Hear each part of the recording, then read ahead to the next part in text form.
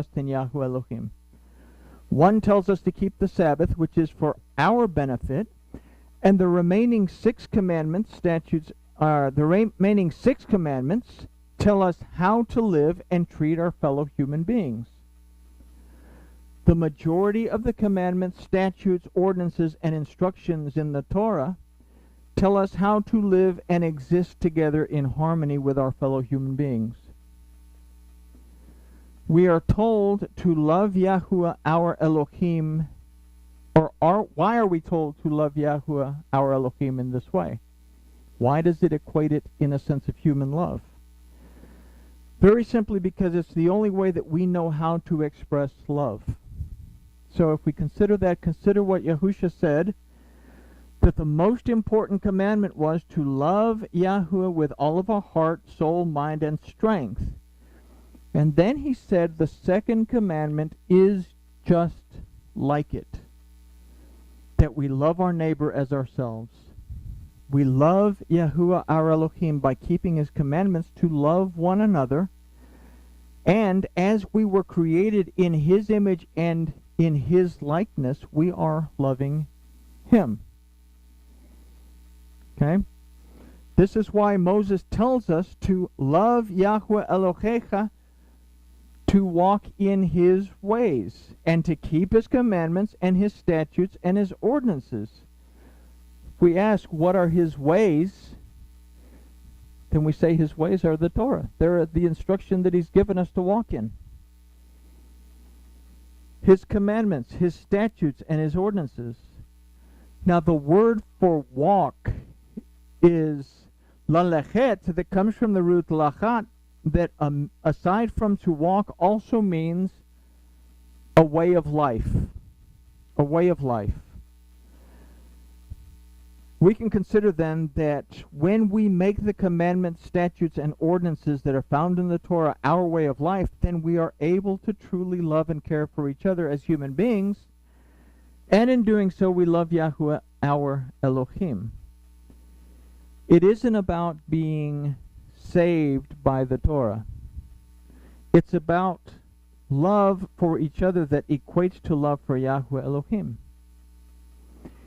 It's because of this, and only because of this, that you shall live and multiply, and Yahweh Elohecha shall bless you in the land where you go to possess it. And we consider that they're about to go into the land of Canaan to possess it.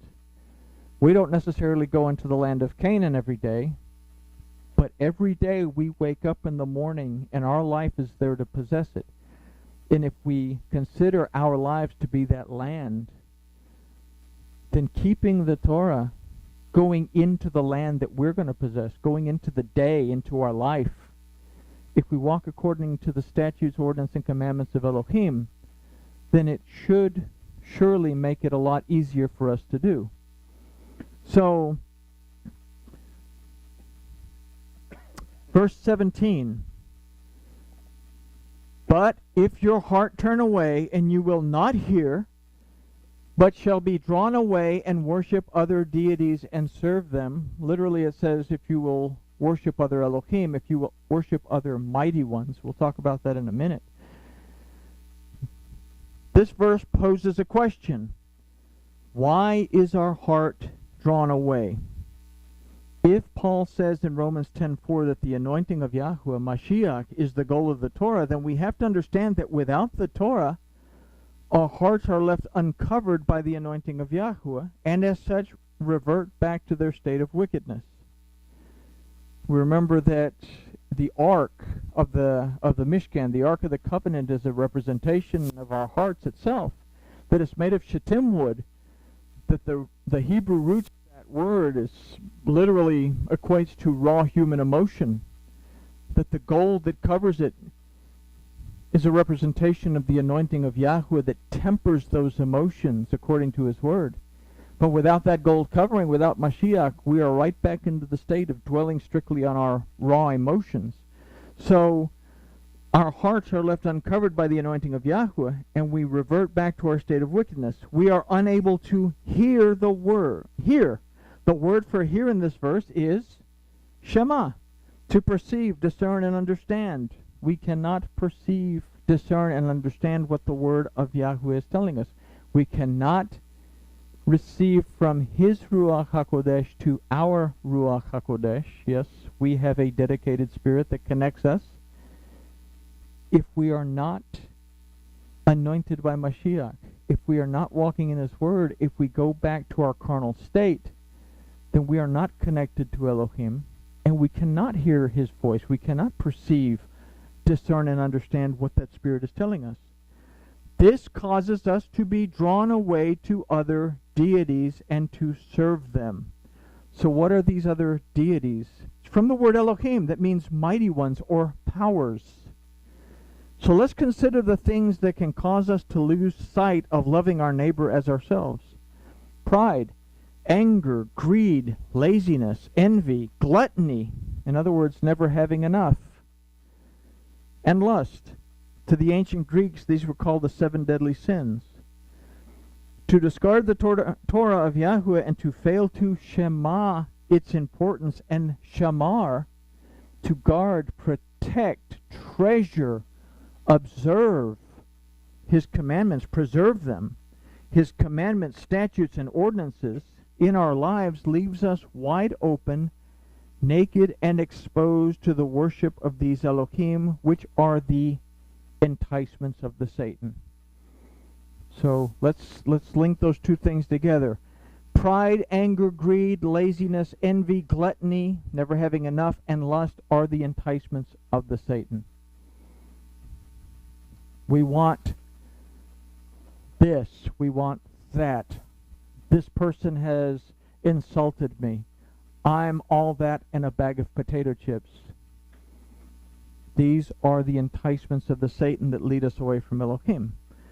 So this leads us directly into the next verse that says, I declare unto you this day, if we do what verse 17 says, I declare to you this day that you shall surely perish, and you shall not prolong your days upon the land where you pass over the Yarden to go in to possess it.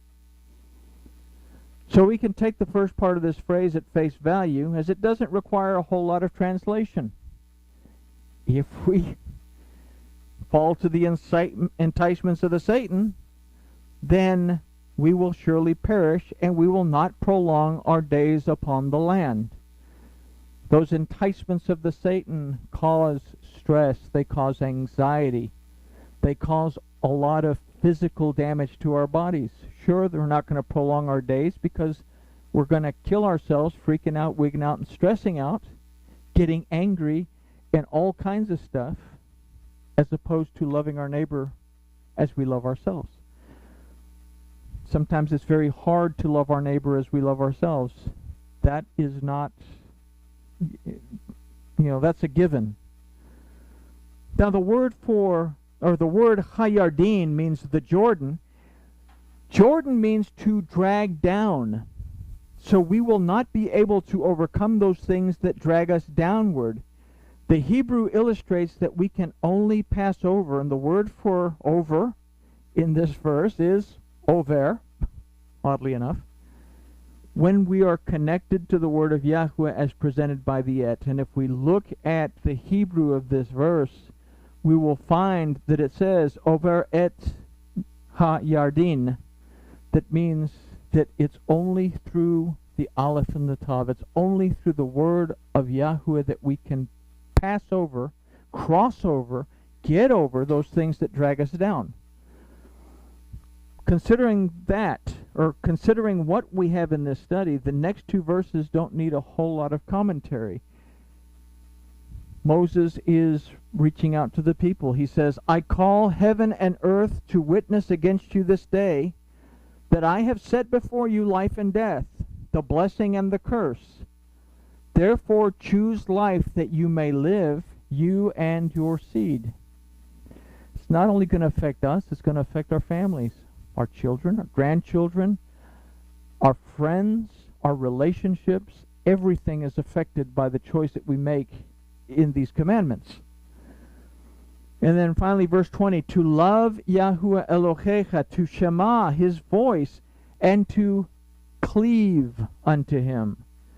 For that is your life and the length of your days, that you may dwell in the land which Yahuwah swore to your fathers, to Abraham, to Isaac, and to Jacob, to give them.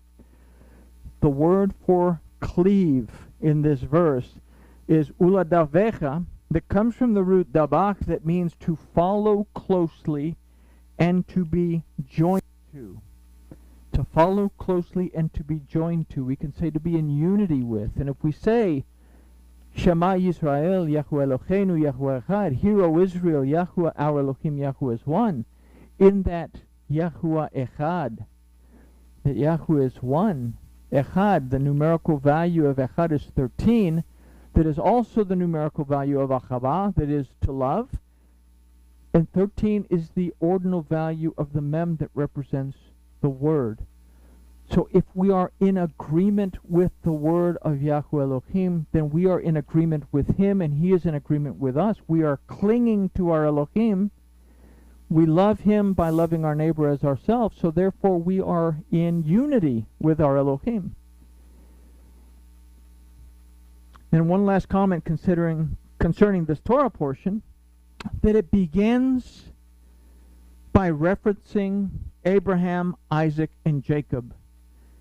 And it ends by referencing them again. This reference is known as Zechut Avot, that means the merits of the father. And we have Abraham, Isaac, and Jacob as a compass that we can use to see where we are on our journey. Are we walking in obedience like Abraham? Are we starting to lean to one side or to another, just like Isaac's view of Jacob and Esau? Or have we supplanted the word of our Elohim by depending on our wits, which in the end have us relocating back to Egypt, because we depend on what we see as opposed to what Elohim will show us if we stop to pay attention? We recall that the clan with Jacob, the whole family, was 70 souls that went to Egypt. 70 is the numerical value of ayin, that means to perceive. There was a famine in the land. Elohim had told Abraham and told Isaac, stay here, I will take care of you. But Jacob and his 70 people that were with him, his perception was off. And he didn't do what Elohim told the first two. And he went to Egypt. And as a result, they ended up in slavery.